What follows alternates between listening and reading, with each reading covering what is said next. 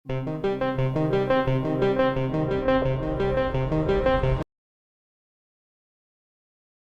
si Job, sa Monday daw siya magpapa-waiver si Replem. Iyon!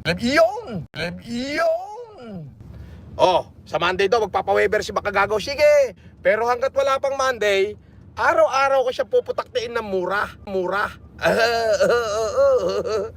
Araw-araw puputaktiin ko siya ng mura, puking ina niya. Mangyayari na.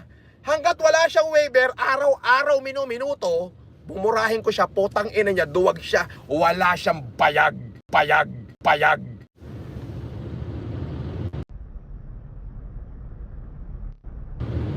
May tao lang na nagpapagana sa'yo, swelduhan ka lang. Tanga!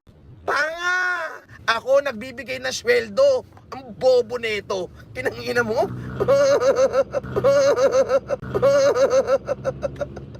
Ang bobo nito. May nagpapagana daw na tao sa akin. Gawa ka ng bago account mo. Okay din nam. Ano yung Makagago yan? Si Makagago yan. Gago yan eh. Gawa ka bago account ha. May nagpapasweldo raw sa akin. Tarantado, ako nagpapasweldo. Ako nagbibigay na sweldo, unggoy. Kininam, wag nyo ilay sa usapan. Ang kwentuhan natin ngayon, kung gumawa na ba ng waiver, si Poki ng inang duwag, na ang bayag gagabalat na lang na si Makagago. Biruin mo, inaabala mo ako. Imbis na natutulog na ako ngayon at o kaya ako naman ay nagmamaneho, ginawa ko na lang.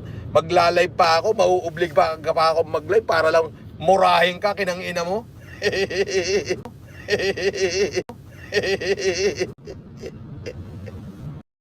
Ano sabi dito? Mahirap talagang makatulog pag kabado. Oo nga, kabado siya. Siya ang kabado. Hindi na makakatulog yun. Ano ka ba? Sabi ni Doylan, half Sri Lankan yan, sir. Half Sri Lankan. Eh di half baho pala yan. Bababaho yun eh. Bababaho yun eh.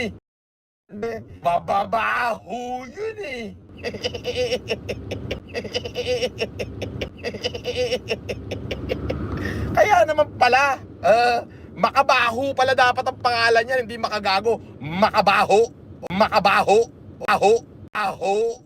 Oo.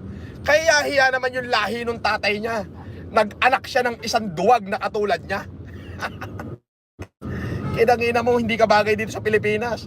Pasalamat ka, hindi ako naging senador. Kung naging senador ako, ikaw, o-order ako ng pangalawang tukhang. Ikaw una kayo patutukhang, animal ka.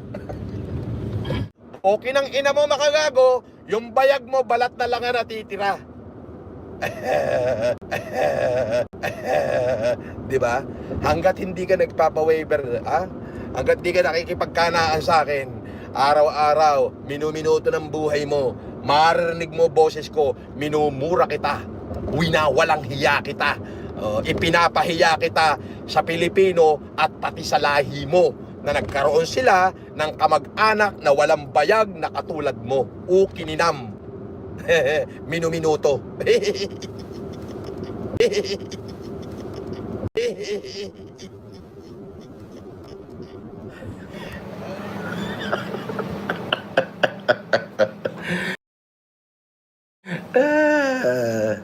Mumurahin ko na naman siya. Makagago. Poke ng ina mo.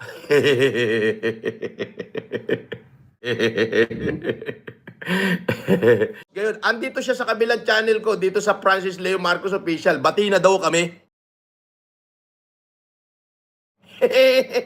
Sabi ni Makaogag na mukhang hindi na yata ako nagla-live. Baka nervousin yun pag hindi ako nag-live. Titirahin na naman natin si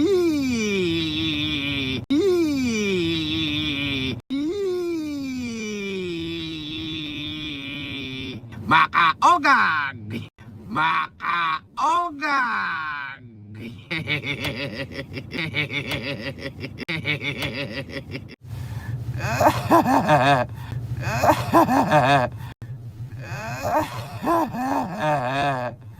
Oo, hindi mo ba alam na habang nandiyan ka nang babas ka sa akin, watch hour kita?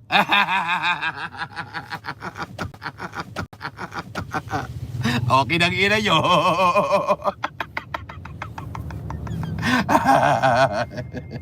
Naging dekalibre utak ni FLM. Ha? Biruin mo, minumura niya lang kayo. Kumikita pa siya. Putang na yan ng mga utak. Dekalibre.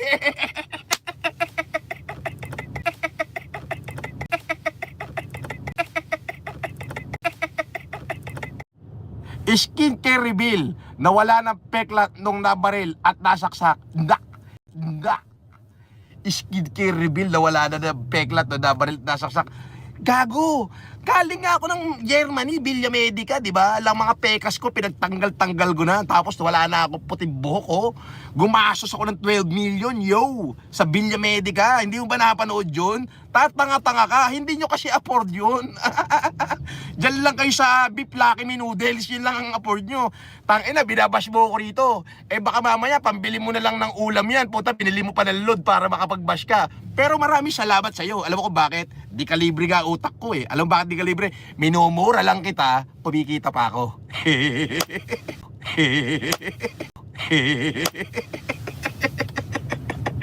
Ikaw, galit na galit, gustong madakit, eh wala ka magawa. Ubus load ka, nakatanghod ka dyan. Di ba? Di ba? Tangina mo, akala mo, no? Akala mo matalino ka? Bobo ka. Natin galing mismo sa computer ng LTO yun eh. Na babae nakapangalan eh. Tapos utang sa bangko eh. Kinang-ina mo makaogad? Babahig ka pa? Biggest Abnoy! Reveal natin ang biggest Abnoy! Hindi pala, anong Abnoy ba o Sinto? Casper? Parehas yun. Parehas? Sinto! Hindi, Sibnoy! Ano Sibnoy? Sintong Abnoy. Boss, yung sasakyan mo parang pang junk shop na. Okay lang. At least, nakapangalan sa akin. Ako may-ari. Walang utang. Hindi nakalagay BDO Unibank. Nakalagay BDO Unibank. Kininam. Oh, di ba? Share nyo na yung live ko, dali. Baka sabihin, natatakot ako mag-live. Oh. Michael, sabi niya, iba yung loam sa in-scam, akaka. Ganon? Taratado. Kinag-ina mo? Lahat ng scammer nakakulong na. Di ba? Lahat ng scammer nakakulong na. Sinasabi nyo, puta, ako yung biggest scammer. Eh bakit di naman ako nakakulong? Bakit? At saka bakit wala akong kasong scam? Alam nyo ba kung ano kaso ko? Rebellion, inciting to sedition, economic sabotage. Di ba? Yun ang mga ikinaso sa akin. Qualified human trafficking. Anti-alias law. Mabibigat.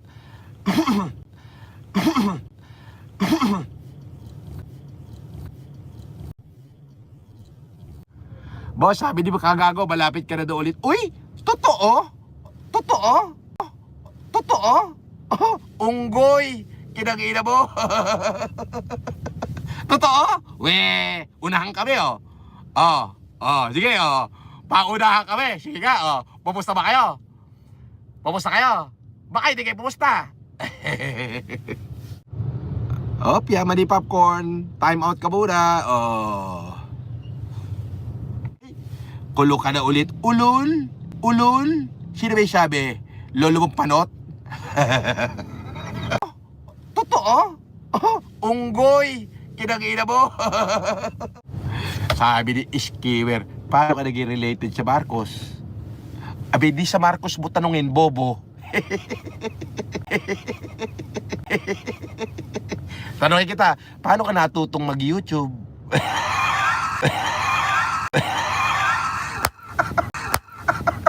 Kinangina mo, lagyan mo nga ng konti sustansya yung utak mo po, kinangina. Baka naman yung utak mo gagamunggo na lang, malauhog pa.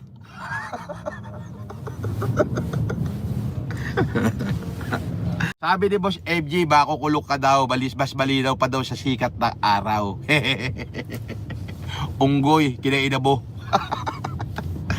Paunahan niya kami. Siya nga, lulusawin ko na bago dumating yung Pasko eh. Gusto mo? Pustahan.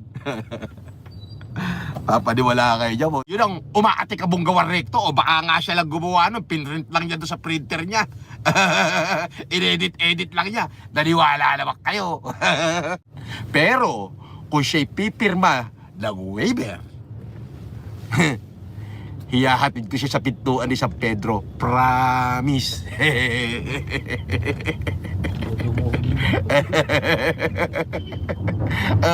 Promise. Hiyahatid ko siya doon sa pintuan ni San Pedro. Ako nanak-nak, may dala pa akong manok. Basher te, boss, palapag naman yung link na binilan mo ng relo. Hindi mo kaya relo ko. Hindi mo kaya yan. Solid na rose gold yan, tanga. Ayan Rolex yan, Oyster Perpetual, Superlative Chronometer, officially certified, Cosmograph, bobo.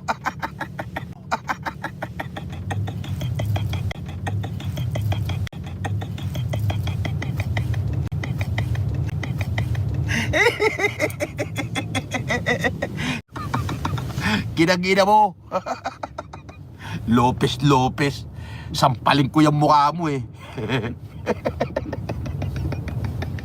Diba? Pakialam ko kung Lopez. Gusto mo, gawin mo pa Osmeña eh. Idamay mo pa, Escudero mo pa. Romualdez mo na, poke ng ina. Pagbulbulin ko pa silang lahat eh. Poke ng ina mo, ako patakutin mo. Nung pandemic nga, wala akong kinatakutan. Puro senador binangga ako, tarantado. Poke ng inan to. Lopez ang asawa. Ipalo ko pa yung mukha ng asawa niya eh. Na Lopez eh. Kahit parinig ko pa sa prosecutor yung sinabi ko.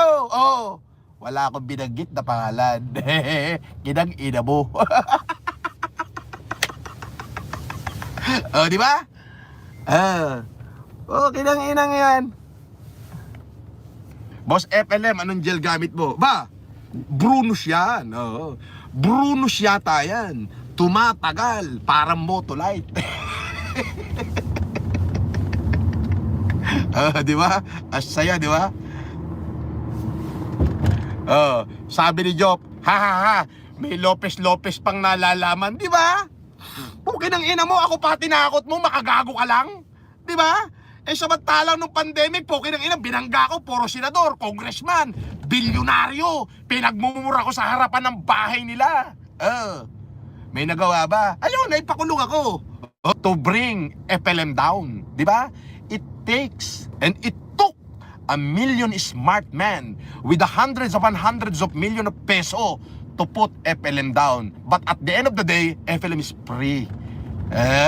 Dahil bakit? Lahat yon chismis at gawa-gawa yung kaso. Tatakutin mo ko sa isang gago na asawa Lopez?